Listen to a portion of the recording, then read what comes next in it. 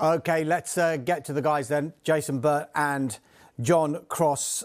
Jason, let's start with the Telegraph.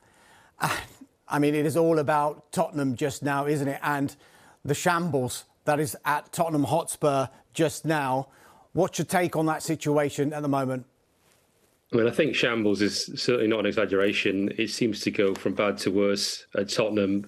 Just when you think they've hit rock bottom in terms of the state of the club, it just gets worse. And we saw that with the game yesterday, losing so badly to Newcastle. The manner of that defeat, I mean, I woke up this morning thinking Cristian Stellini wouldn't last the day, and he didn't last the day. What was interesting was Daniel Levy putting out a statement basically saying, blame me for this mess, but then, by the way, I'm throwing Cristian Stellini under the bus, and I'm going to carry on. I think a lot of Tottenham fans would have hoped that statement might have been a resignation letter from the chairman, given the way he's run the club on the field in the last couple of years. But no, he's going to carry on. And obviously, we've seen Fabio Paratici leave, the director of football. They're looking for a new director of football. They're looking for a new men's head coach, a new women's head coach. I mean, it really is a sorry state of affairs at Tottenham at the moment. And to rub salt into their wounds, their old favourite, Mauricio Pochettino, is on his way to Chelsea. Yeah, John, Jason mentioned it there about Daniel Levy taking the blame, but he's not going to go anywhere, is he? No, he's not. He's made that absolutely clear, hasn't he? It was interesting, wasn't it? Last week, we caught a glimpse of an interview, which I think he'd done at a Cambridge Debating Society, didn't we? And I think he actually took a bit of stick over that, didn't he, amongst sort of Spurs supporters groups, saying, well, why can't we speak to him? You know, basically, why didn't he actually speak to the supporters and the people that matter? And I have to say, I really agree with that. You know, it's a shame when the hierarchy do not relate and actually communicate with their incredibly loyal fans. Those fans who went up to St James's Park yesterday deserve better, and I actually think they deserve to hear, I think, from the chairman about what his direction is for the football club. What's the football philosophy? Where's it going? And I actually thought that in the statement issued, it felt very personal. It felt a message to get across, look, hang it on me. It's my fault. He went into blame. Of course, he hangs it on, you know, Stellini basically not getting results out of players. But even the way that he signed it off, you know, come on you Spurs, Daniel, it felt trying to make it a bit more personal and maybe trying to communicate a little bit better. So if that's the start of things to come, then that's to be encouraged. But what an absolute mess, as Jason says, because, you know, where do they go from here? Ryan Mason, this is his, what, you know, it's not his first stint, is it, as caretaker boss? He even took a cup final before. He's inexperienced, but he's clearly very passionate about the club. There are other good people. I mean, Chris Powell's at the club. You know, you wonder, you know, whether they can sort of involve other experienced people, but they will absolutely have to bring others in. I mean, Stellini, it's just been a shambles, really. And that appointment looks utterly bizarre, because it wouldn't be unusual for a coach, a number two, to stay after the manager was sacked. It's happened before at other clubs, but it couldn't have worked this time because he was so inextricably linked with Antonio Conte that was just doomed to fail, in my view. And look, if you looked at the performance, particularly in that first half at Newcastle, the players had given up on it as well. Jason, John says, where do Tottenham go from here? You've written a piece in the Telegraph saying what Spurs must do to get back on the right track. So how do you fix Tottenham? What's the number one on the priority list? Is it the management? Is it the structure? So what's interesting within that is, obviously you'd expect the director of football or football director, whoever we want to call it, to lead the hunt for the new manager. But obviously we know Fabio Paratici's gone. We think Tottenham will appoint another director of football, but do they appoint a manager in the interim and then impose a director of football on him, or vice versa? So they've made a real mess of that for a start.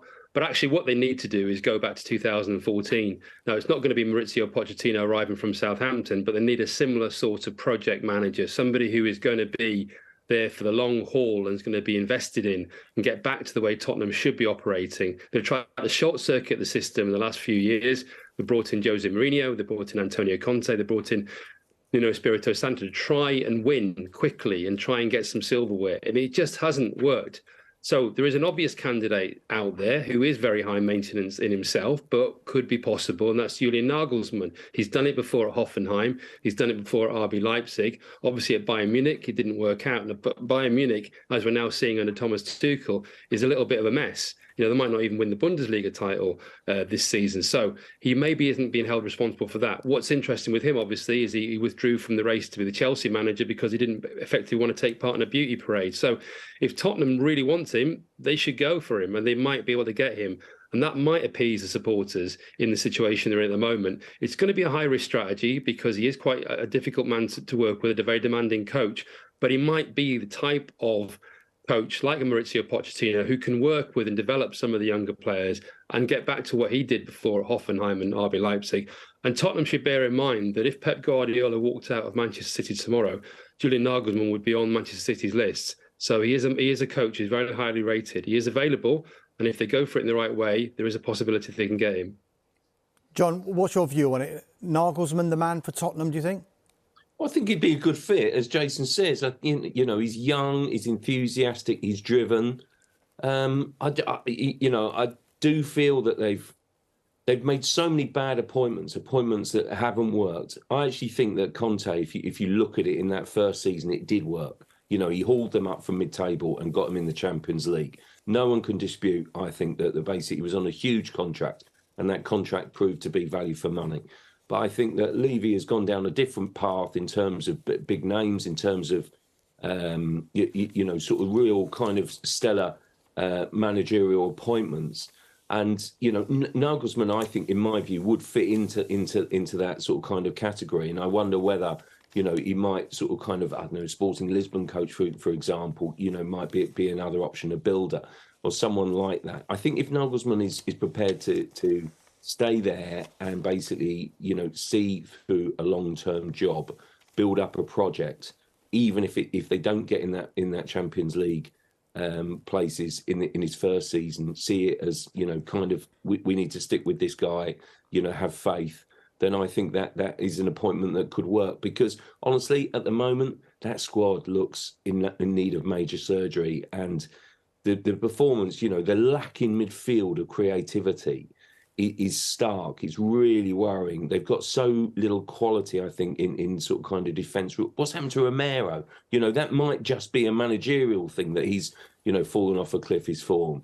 Do they need a new goalkeeper? I'm a huge fan of Hugo Lloris, but his errors are sort of becoming more frequent. Do they need to kind of bring in competition or a successor for him? There's so much to be done within that squad, and there's so many question marks. Of course, I'm sure we'll come on to it about Harry Kane's future. And honestly, if you take Harry Kane out of that team, a world-class striker, what are Tottenham left with? And I think whoever comes in next has to be given time and patience, because this is a major, major job and a rebuilding job on anyone's hands.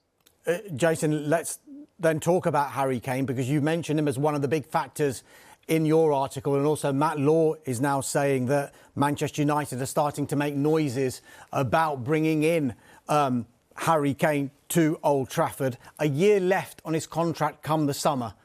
Do you sell and rebuild, or fight tooth and nail to keep Harry Kane? I think the situation at the moment is they fight tooth and nail to keep him, because he's the glue that's holding things together at Tottenham. He's more valuable to them at the present time than ever. Obviously, they've got the difficulty in that he's going into the last year of his contract, and they will not want him to walk away for free next summer. But clearly, they're in the market to sign a top-class goalkeeper. They're going to have to award Harry Kane the captaincy and try and almost beg him to stay, and see if they can get the coach in who's going to give him the reassurances that they can move in the right direction. And hopefully, over the course of the next year, he will, for them, sign a new contract. But I think Manchester United will absolutely go for him. They've been talking about it for a number of years. Obviously, we know that he wanted to go to Manchester City 2 years ago and was stopped from going then. Actually, at that time, I felt Tottenham should sell Harry Kane. Now I feel they can't sell Harry Kane, but Manchester United will definitely test that resolve. He's one of the two major targets they've got in terms of strikers. It'll be either him or Victor Osimhen from Napoli that they'll try and go for. Both will be very expensive deals to land. There will be a premium, I think, Tottenham will put on Harry Kane if they're selling to another Premier League club, but they've proven in the past they will sell to Manchester United. I remember with the Gareth Bale deal, everyone kept telling me he's not going to be somebody that Tottenham would sell to Manchester United. Well, Tottenham would have done the deal with Manchester United, but it was already done with Real Madrid. So they will trade with them and they will do a deal. And I think Manchester United will try and go for it and try and basically go for a rival at the moment who's wounded and see if they can make an opportunistic deal. And I think Harry Kane would be interested in that deal as well. I think he sees an opportunity at Manchester United to be the leader for them going forward. They're moving in the right direction under Eric Ten Hag, and he gets on well with the England contingent at Manchester United, and you could see that really appealing to him in the way it appealed to Teddy Sheringham all those years ago when he made the similar move. Yeah, I mean, the Sun are also talking about Manchester United going for Harry Kane. They call it United Kane Aim, John. Now, as far as you can see, if he is to move and stay in the Premier League, is United the only option? Yeah, I think it's the most obvious and appealing option. I can't see anyone else. Can you really see them selling to Chelsea? I mean, Chelsea is so obviously after a number 9. They haven't got one at the club apart from Aubameyang, who seems certain to leave. But honestly, I mean, you know, if Pochettino takes that job at Stamford Bridge, there's such a clear connection there. But can you really see, you know, Spurs selling to such a deadly rival as Chelsea? There's so much water under the bridge between those two rivals. Absolutely no chance in my eyes. And look, I'll be honest with you, I can't see them selling Harry Kane to a Premier League rival this summer. I think they will, as Jason was alluding to, I think they'll play, you know, they'll have to play a risky game and run it into the final year. Who knows? You know, that Daniel Levy will convince himself that the next manager might work and work well, and he'll sell that to Harry Kane. You know, Harry Kane is adored by Spurs fans. It's easy to see why. He's the record breaker. He's a fabulous player. He's a brilliant, you know, advert, I think, for the football club as well. They cannot afford to lose him. I feel sure that they, you know, listen, if they came in with an incredible offer from overseas, then I think that would be more appealing to Spurs. I still don't think they would sell, if I'm brutally honest. I think they'll chance their arm into the final year and play on the loyalty card, because Harry Kane has been so loyal, and frankly, his achievements and his talent deserve trophies, and frankly, Spurs have got to sell that dream and that vision to.